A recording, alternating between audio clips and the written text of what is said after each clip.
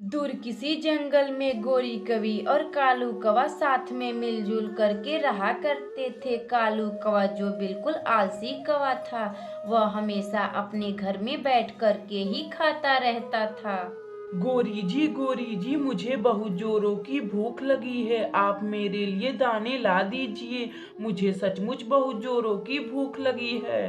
कालू जी, आपको कितनी भूख लगती है? अभी कुछ ही समय पहले आपने मिठाई खाई थी। गोरी जी मुझे फिर से बहुत जोरों की भूख लग गई। आप जाइए किसी पक्षी का खाना चुरा कर लाइए। गोरी कवि फिर अपने पति कालू कौवा के लिए दाना ढूंढने जंगल में जाती है। तभी उसे रास्ते में उल्लू का घर दिखाई देता है। गोरी कवि उल्लू के घर जाती है। उल्लू उल्लू मेरे पति को भूख लगी है। मुझे कुछ खाने को दो, वरना मैं तेरा यह खाना चुरा ले जाऊंगी। मैं भी देखता हूँ यह मेरा भोजन तुम कैसे चुराती हो। उसी समय उल्लू और गोरी कवि में बहस हो जाती है। गोरी कवि फिर अपने घर आती है और पूरी बात अपने पति कालू कौवा को बताती है। कालू जी, गजब हो गया, आपका जंगल में खौफ खत्म हो गया।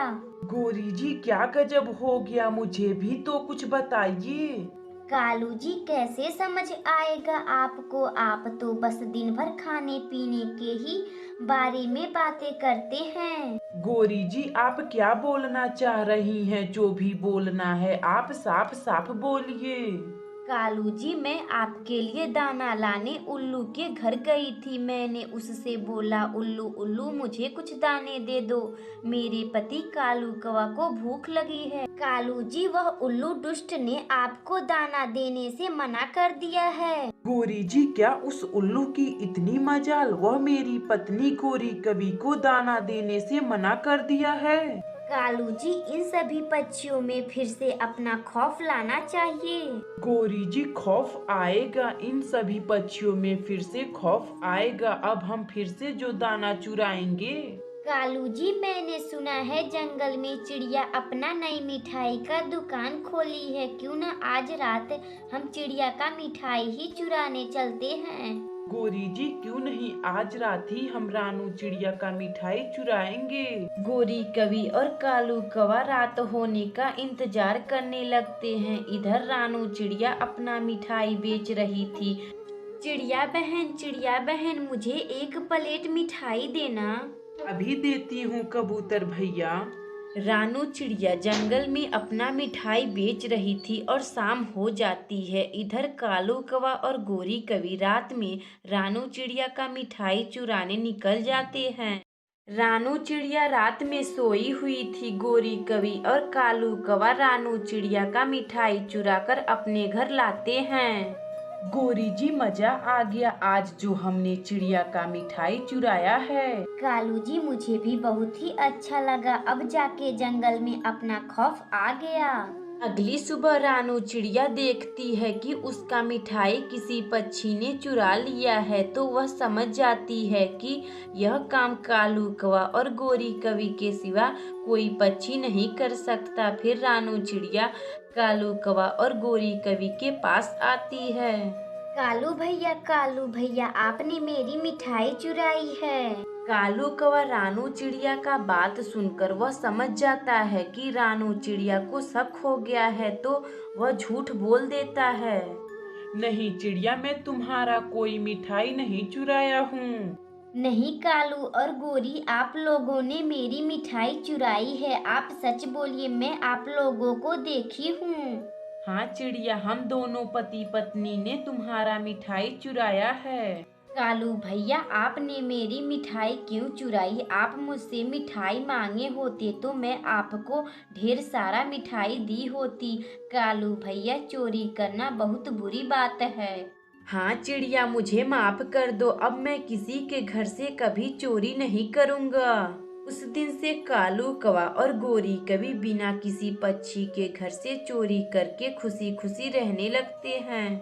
अगर आपको यह कहानी अच्छी लगे तो वीडियो को लाइक करें और चैनल को सब्सक्राइब करें और बेल आइकन को दबाना ना भूलें।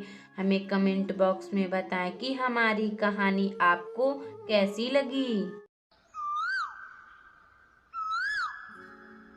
दूर किसी जंगल में कालू कौवा और गोरी कवि रहा करते थे। कालू कौवा और गोरी कवि जो एक बेरोजगार कौवा और कवि थे, उनके पास करने के लिए कोई काम ना था। बस वह सुबह से शाम तक किसी न किसी पक्षी का दाना चुराते थे और उसे ही खाया करते थे।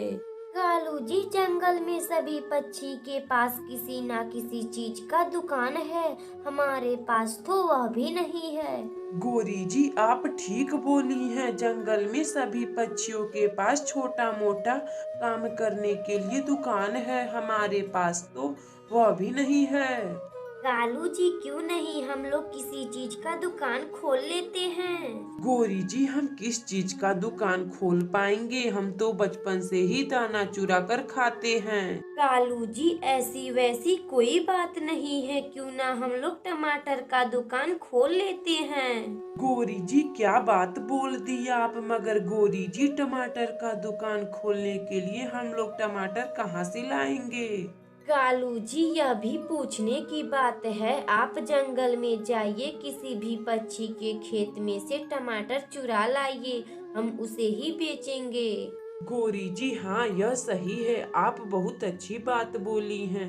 मैं अभी जा रहा हूँ। इतना बात कहकर कालू कौवा टमाटर का खेत खोजने चला जाता है। कालू कौवा उड़ता उड़ता जंगल में टमाटर का खेत की तलाश में चारों ओर घूमता है। तभी उसे रास्ते में उल्लू जमींदार का टमाटर का खेत दिखाई देता है। कालू कौवा बिना कुछ सोचे समझे उल्लू जमींदार के टमाटर के खेत में जाता है और कुछ टमाटर चुरा कर अपने घर लाता है। कालू जी, आप यह कितने लाल लाल टमाटर लाए हैं, मुझे बहुत अच्छा लगा। गोरी जी, कल से ही हम अपना टमाटर का दुकान लगाएंगे। अगली सुबह कालू कौवा और गोरी कवि अपना टमाटर का दुकान खोल लेते हैं। कालू कौवा और गोरी कवि का दुकान खुला देखकर रानू चिड़िया आती है। चिड़िया, तुम्हें कितना टमाटर चाहिए? हमारे दुकान पर बहुत सारे टमाटर हैं। कालू भैया, मुझे 2 किलो टमाटर दे दीजिए, मैं पैसे आपको 2 दिन बाद लौटा दूंगी। रानू चिड़िया, हमारे दुकान पर उधार नहीं मिलता है, चल भाग यहाँ से। कालू भैया, मुझे आप यह टमाटर दे दीजिए, मुझे इन टमाटरों की बहुत जरूरत है। चिड़िया, तू पहले जाकर पैसे ला, तभी मैं तुम्हें टमाटर दूंगी। फिर रानू चिड़िया पैसे मांगने उल्लू जमींदार के पास जाती है। उल्लू जी, मुझे कुछ पैसे उधार दे दीजिए, मुझे टमाटर खरीदना है।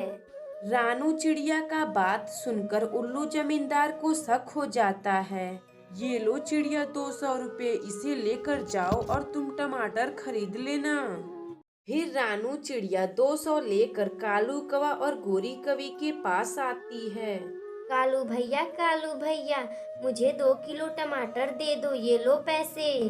कालू जी, आप इस चिड़िया को 2 किलो टमाटर तौल कर दे दीजिए। फिर कालू कौवा चिड़िया को 2 किलो टमाटर तौल कर दे देता है। उस दिन से कालू कौवा अपना टमाटर का दुकान लगाकर खुशी खुशी रहने लगता है। अगर आपको यह कहानी अच्छी लगे तो वीडियो को लाइक करें और चैनल को सब्सक्राइब करें और बेल आइकन को दबाना ना भूलें। हमें कमेंट बॉक्स में बताएं कि हमारी कहानी आपको कैसी लगी।